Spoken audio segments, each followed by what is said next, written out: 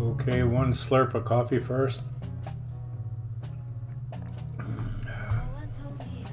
All right, I've held off getting too deep involved in the phone conversations with my source, Alan, and the reason is he's hit and miss when it comes to phone calls, but I don't want to feel like I'm pressuring him. I don't want him to feel that way. I've got some recordings. I'm going to share a little bit of one of those calls. I'm going to hold off on some of the subjects, but I will just let him tell you about a little bit about some of his experience at Central Sanitation in his own voice. And I haven't decided yet whether to let him say whether his last name will be used, but you can still refer to him as Alan at this point. And obviously, I implore all of you not to try and contact Alan. It will really interfere with his willingness to open up to me. And anything he says, I'll share with you with his prior approval. But I want to give you a little background on Central Sanitation before I play that little clip. And again, I'll still keep this within 20 minutes if I can. So he doesn't really know that much about Tri-County. When he started at Central Sanitation, it was in June of 1974. Could have been a little before, but that's when they incorporated. And as he said, they took over accounts from Tri-County, kind of under the table. And they ended up really, I guess, growing and in competition. I'm going to ask him more about that interrelationship between the two companies, because Tri-County was really only 2.5 miles north of Central Sanitation. And they were always suspect of disposing of, incinerating, if they had an incinerator. He doesn't know. But if they did, the FBI presumed a lot of the missing bodies were disposed there, including Judy Ruggierilo's back in August of 1968, when her body was dumped behind Darby's, the place my dad managed, a month after it had burnt down. And obviously that was because she was murdered. Her body was not part of the car and the keys and purse that was dumped behind Darby's in August of 68. But she was having her affair at Darby's restaurant during the time my dad was there, which really may tie into why his car was wired, thinking it might have been Samboesky's car still when he got it. But anyway, back to the Central Sanitation in Tri-County. Tri-County was actually formed by Joe Barber Jr., who's out of New York. His family, the Barber family, was involved in waste and recycling and things like that. And he moved to Detroit, and he ended up marrying one of Vitale's daughters. So he was a son-in-law, in addition to Nick Michelli, who was a son-in-law of Peter Vitale.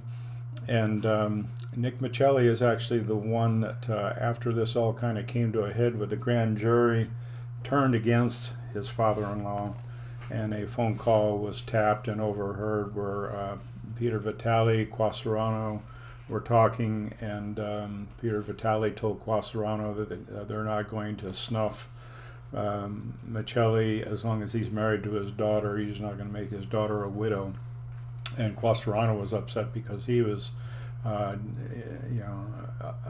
fuming about Michelli owing him millions of dollars in debt and some gambling debt. And so he didn't want to let it go, but obviously the two of them held back on doing anything to Nick Michelli.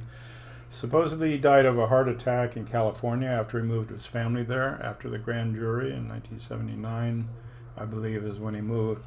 And as you'll hear Alan say, he doubts it was suicide or heart attack. He thinks he was done in, of course. Anyway, so Tri-County was real close proximity to Central Sanitation. We're going to talk a little bit about the compactor and somebody that came to visit at Central Sanitation, who was a key figure here. And I'm going to remind you of several things here that point to Central Sanitation being involved. Whether it was that facility, that building that burnt down later or not, is kind of secondary to these points I want to make to you right now. As you know, before Hoffa's abduction, there were a couple of meetings that happened on the same day, July 26th, just 4 days before the abduction. One meeting that day was with the Giacalonis at Hoffa's cottage to set up the meeting at the Red Fox.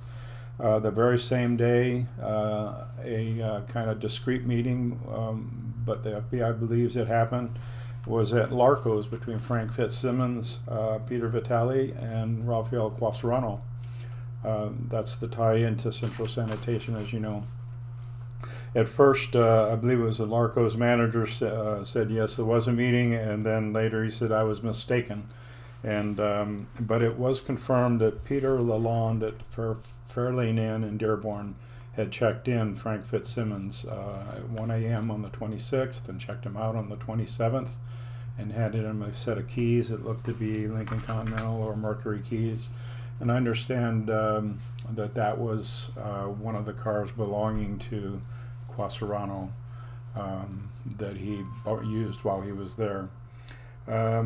So that's pretty, it's coincidental and circumstantial, but it sure is odd that those meetings both took place on the very same day. September 12th of 1975, I got to correct my note. There was a meeting reported, I believe the FBI either surveilled or caught wind of a meeting at the Raleigh House. That was September 12th. Before the raid between Vito Giacalone and Peter Vitale. I'm not sure I'll be able to put my finger on that where I got that information, but I'll try. There's a visit by one of the guys involved at Central Sanitation. I'll let Alan tell you about that. Then there's also the Central Sanitation accounts that Alan had, which he's told me in other phone calls was the Red Fox, and also he was close to the Marcus family, and also Sammy Lieberman, who owned the Raleigh House, and that was his account as well. He sold those. As a matter of fact, being Jewish, he was sent over there by Uncle Pete, he calls him, Vitale, to secure those accounts, and they remained the accounts of Central Sanitation as a result. He told me on a phone call that he hadn't been inside and doesn't know the layout of the Raleigh House, but he knew Sammy Lieberman very well. I believe Sammy was also from Oak Park, like myself and Alan. So anyway, regarding the fire, I'm going to hold that back for another session. So this is going to be primarily about a little bit about his experience at Tri-County and at Central Sanitation. And I may come back afterwards to give you some more background and information. So for now, let's just go ahead to the clip. But I was just a young, naive Jewish boy. I know. And when I went there, these on the other side, people they ran the garbage trucks, and they used to call me the poor little rich boy. Really? That's funny. The last thing I asked you was about when did you say Giacalone came to visit and you never really saw him? Was that pretty close to? It was within a week or two of Hoffa disappearing. Oh, okay. Yeah. And I had never seen him there before. Yeah. Which was surprising to me. Yeah. And we didn't talk. He just moved around. I'm on top. There's some stairs you take up to operate this paper baler. Yeah. And so I noticed him looking at it, but I can't see killing anybody in that kind of baler. Hello? Yes, can you hear me, Al? Yeah, I can hear you. Oh, good. My phone's been acting up, and so if something happens, I'll apologize. Okay. Let's talk about what you want to talk about, and then Yeah. what you wanted information on Tri-County. I never worked for Tri-County. Yeah. My parents own a little garbage company, and they took an account away from Tri-County. Tri-County called them. Right. But my father and mother were good friends with many influential people. Yeah. Ever heard of Babe Bushkin? I've heard the name, but I don't know much other than that. He ran the grocery union. He was very good friends with my parents. Apart from that, Babe Bushkin owned a company called Market Vending. Oh, okay. Market Vending was downtown, Mm-hmm. and they owned vending machines. Yeah. Which the mafia loved cash. But they also ran the Teamsters out of that Market Vending, both here and in California. I was born in California. No. And for some reason, Babe Bushkin was out there, and he had his close associate's name was a guy named Joe Monkey. Mm-hmm. I don't know his real name, but I know they called him Joe Monkey. Yeah, Joe Holtzman. I did look that up a little bit, and did you really? Yeah, Joseph Monkey Joe Holtzman. In the 50s and 60s. Really? Yeah, he was with the Purple Gang before. Oh, Purple. My best friend wrote the book, Paul Kavith, called The Purple Gang. It's fun. They did a documentary, and they brought it over to my house, and we reviewed it before it went to the theaters. But all right. So this is what happened with Tri-County. Yeah. Well, let me explain how that happened. Sure. Tri-County sold out to Waste Management, and they made a lot of money. Yeah. And then after they sold out, they started a new company called Central Sanitation. Oh, okay.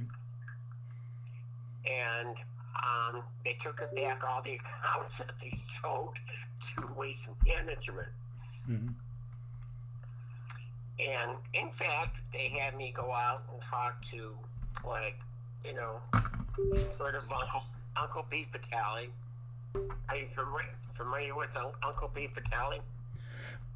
Well, yeah, I know who he is, and he was one of the owners, I take it, with Clash Ron. Yeah. But I was very close with him. Yeah. But he would take me around. I ran the paper operation at Central Sanitation, Mm-hmm. where we baled cardboard and sold it to the paper mills.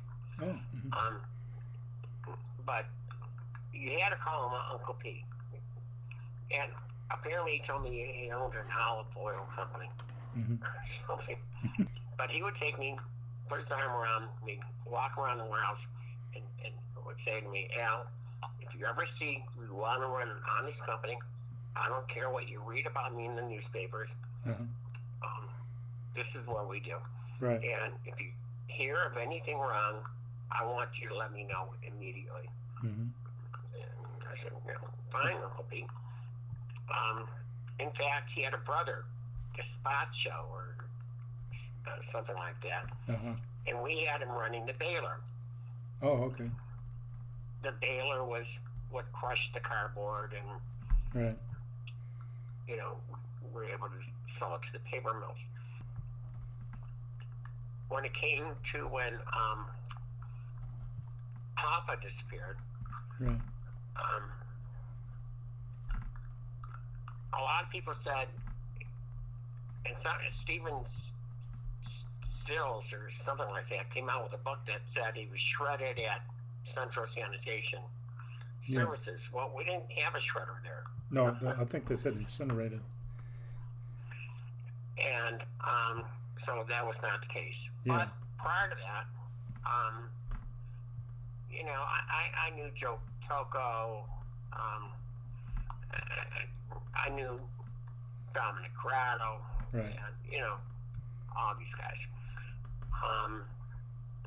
Peter and Polly Corrado. Yeah, a friend of mine, I guess, just was having lunch with Paulie the other day. I guess I didn't know his last. I love Polly. They're great guys. Are they? Oh yeah, yeah. Although Polly, I understand, spent time at Jackson. I don't know why. Mm-hmm. I haven't talked to him in a long time. But I was very, very close with all these people. And with Nick Michelli, Right. I would go to his house. He had big parties there. Nick Michelli was married Uncle Pete Vitale's daughter, Francine. Uh-huh. And what happened was, I think Nick Michelli ultimately turned state's evidence against Uncle Pete for something in a Wisconsin cheese factory for extortion. Oh. He went to jail. But I heard that, and I was told that if no one can hurt Nick Michelli while his daughter was alive, Francine, his wife. Yeah. And then I heard in California that he committed suicide. Oh, Michelli did? Nick Michelli. Yeah. Oh. When I told that to my ex-wife, she said, "Al, really, suicide?" I'm pretty naive when I listen to all this stuff, but I got along with all these guys great. Yeah, it's funny though. I never did anything wrong. Right. But we had a Jewish connection, and Right. I can't really talk to you about that. No, that's all right. That was on my ex-wife's side of the family. Mm-hmm. He has a Jack blog. Maloney came by there. He came by. Jack Loney? Yeah, Jack Maloney came by, and I never talked to him personally, but I found it weird. He came by there before Hoffa disappeared. Yeah. And I never saw him there at the paper house before. And he was just walking around. Huh. You're about my age, aren't you? I'm 70, or I'm going to be 71. Are you close to my age? I'm 74. Oh, you're 74. Okay. So you remember these times because you're old enough. A lot of people weren't even born back I then. remember them quite well. Yeah. See, I'm taking care of my 96-year-old mother. Are you? Oh, wow. And that's why it's been hard for me to get back to you as soon as I wanted to. Yeah, no problem. And Uncle Pete wanted me to go talk to the guy that owned Prince Macaroni. Uh-huh. And, I don't know why. He went by and said hello. And I guess they wanted the account back after Tri-County, they sold it to Waste Management and started Consolidated Fibers. So I went and talked to the guy. I said, "I'll do anything for Uncle Pete." It was amazing. Uh-huh. And then, at the Raleigh House, the guy that owned it, I knew him very well. Sammy Lieberman? Sammy, Yeah. quite well. They sent me to talk to him. I think he was a little behind. But why send me? I'm not a heavy, young Jewish guy. Uh-huh. And I went and talked to him. But, I saw Sammy actually at that guy. We're sitting Shiva. Uh-huh. And he said to me, "Alan, you be careful with the guys you're dealing with." I mean, my father knew him. When I got married at the Raleigh House. Yeah. My dad was hired to manage the Raleigh House. Yeah, okay. But he quit the day before he was going to start because he heard that they were, Lieberman was involved with what they used to call the Purple Gang, but the Jewish Mafia. But I was more trying to get an idea of the layout of Central Sanitation. Obviously, it looks like kind of an L shape. I was there when we built it, and we put the conveyor systems in. Uh-huh. I worked with Nick Michelli. Yeah. And they had an overhead crane. Well, this overhead crane didn't have any brakes. And Nick is saying, "Oh, you can do it." So I went and did it. So I go back and lifting up a conveyor to put it in place, and then having no brakes, I had to put it in forward, to slow it down. Yeah. It was quite an amazing. And I went out with Nick Michelli after work all the time. Yeah. And at all these bars. Now, he was supposedly a Harvard Law School graduate that happened to marry Uncle Pete's daughter. Here's something interesting. When Hoffa disappeared, yeah. A guy named Alexander from the FBI wanted to talk to me. Yeah. Because they had a feeling Central. I tried, to avoid talking to him. And then, but when I told Nick and, people I work with, Nick set up a thing where he sat behind the desk and I sat down and he asked me questions that supposedly the FBI would ask me. And sitting behind me was Uncle Pete Vitale, Jimmy Q, Jim Quasanaro, and everyone. And then when Nick asked me a question, do you know any of the people that worked there? Because I don't think they were allowed to be there. Yeah. And I said, well, Dominic, and they all stood up and said, that's it. And then they sent me over to their attorney, Buffalino. Right. And I talked to Buffalino. He wanted me to come in next time and make a tape. I never went there. Oh. I never went there. But it was quite an experience. Yeah. Well, what did they think you knew? I mean, why would they want to talk to you? Because I understand they never talked to any of the truck drivers. Is that right, or did you know? That was based on, I think it was Nick Michelli told them that the FBI never talked to any of the drivers. And I wasn't a driver. I know, but I meant if they didn't talk to the drivers. Where they thought he disappeared, and they knew that, or perhaps they knew. I have no idea. They wanted to talk to me. I avoided it. The boys of the Detroit Mafia did a sit down with me, and they all got scared. Yeah. And that's why they sent me over to their attorney. Right. To make sure they're all covered, because I don't think they were allowed maybe they're on probation or whatever, I don't know. Yeah, they were all in trouble at different times. Right. They weren't allowed to be at Central Sanitation from what I believe. Yeah. And that's what it was. But I never, and then when it all went down, it was in the Wall Street Journal, and I was the last one there. I was retained by the court, the court attorney to try to resolve the bankruptcy. Oh. So I was the last one to leave there, and I had a meeting with Farmer Jack or Chatham, or I don't know, one of our major accounts. And as I'm sitting down waiting for my meeting, a guy walks by, and it turned out to be this Alexander. He said, "Hey, Al, how you doing?" As he walked into the meeting with the president of the company before my meeting. Yeah. Which meant it all went downhill from here. I was actually hired to clean the place up. Oh, I see. I take it that the fire must have started around the incinerator area, is that right? We had no incinerator there. Oh, you didn't? No. Oh, I see. I thought there was. And we didn't have a shredder. No shredder and no incinerator? No, there was no shredder there either. Oh, okay. This paper baler was a different kind of baler. You didn't have to shred it. It went right into it and crunched it, and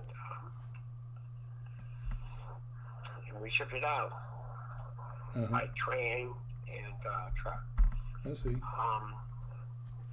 But I want to get back to you and let you know, Mhm. these further updates that I had thought about. Yeah. What surprises me though is that there was so much talk about the incinerator there. So that must There was, not. there was. Look, Yeah. I helped put the conveyors in. Yeah. I didn't do the welding. We had welders, Uh-huh. but I operated bobcats. Dominic Corrado was so funny, big fat guy. And I don't know if you ever saw him, No. but he would like getting onto. We had a bobcat. Bobcat's a thing that we used to load the cardboard onto the conveyor. Sure. I know So what it you would mean. go up the conveyor to be baled, Mm-hmm. and then it was strapped by U.S. U.S. Steel, and then shipped off to paper mills. This thing about you not having an incinerator really kind of stymies me because of all the talk about it. So I'm telling you for a fact. yeah, There was no incinerator there, yeah, and also there was no shredder there. no shredder, no incinerator. No, I mean they're the best people. Yeah. And for some reason the Italians and the Jews always got along. Yeah, yeah, that's right. And And it's, I would be go out to with my wife to Nick Michelli's house. He had uh-huh. elaborate, ornate gold house. Yeah. And I used to go to the Grecian Gardens all the time. They used to play cards in the back. Yeah. Is Pete that Vitale owned it. and is that the Eastern Market Grecian Gardens or is that something? Yeah, else? that's the Grecian Gardens. Yeah. Okay. Yeah. So And I was good friends with all of them. uh-huh. Even after all this, I was still friends with Peter and Polly. Right. So I just picked up some clips that were from some of the conversations that I happened to have recorded. And you heard him say, without a doubt, there was no incinerator, no shredder. In one phone conversation, he did tell me, though, that once a body went through a garbage truck, mulcher, whatever it's called, and compactor, that you probably wouldn't even need to incinerate it. But he doesn't know what happened to the body. He's not closed on the idea that Hoffa's body could have been snuck in there, but he worked late that night, so I have more to share about that particular day as well from a pretty recent conversation we had. You've heard him touch on several topics. He just briefly touched on the fire. He does have more to say about that, but I'll save that for one of the next couple of episodes. And I may just go ahead and give some background that he didn't know about as far as Tri-County, Central Sanitation, and there were some other incinerators nearby too that Central had contracts with to burn their trash. So I'll elaborate on that too on the next part 3. So thanks for joining me, and I hope you enjoyed that sitting in on our conversation with Alan and myself about Central Sanitation. Okay, God bless. See you next time.